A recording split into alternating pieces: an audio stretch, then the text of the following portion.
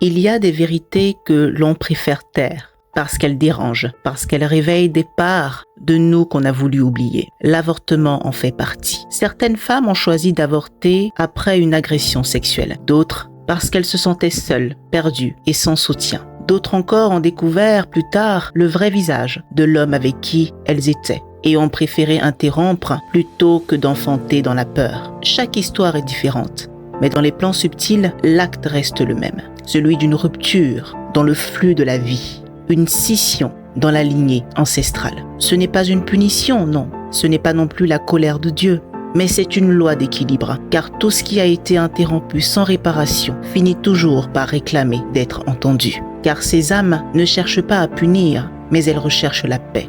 Elles réclament qu'on les reconnaisse, qu'on leur rende l'amour, qu'on rétablisse la continuité de ce fil interrompu.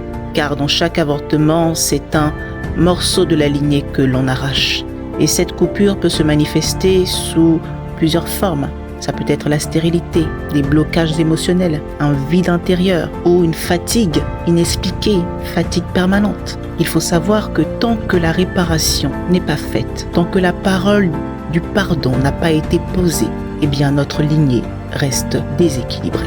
Alors ce message n'est pas là pour juger, mais il est là pour rappeler qu'il y a un ordre à rétablir et que la femme qui a posé cet acte peut elle aussi redevenir lumière par la vérité, par la demande sincère de pardon et surtout par un rituel de réconciliation avec sa lignée. Et quand ce pardon est prononcé avec le cœur, eh bien le ventre, lui, s'ouvre à nouveau à la vie et l'âme retrouve la paix et la lignée respire à nouveau. C'est ça la vraie restauration, dire la vérité avec amour et laisser la lumière faire son œuvre. Si tu ressens le besoin de te faire accompagner, sache que tu n'es pas toute seule. Tu peux me contacter sur le numéro qui s'affiche dans les commentaires de cette vidéo. Je te dis à très bientôt et surtout, prends bien soin de toi. C'était Maître Christelle Poté pour l'Académie Asora.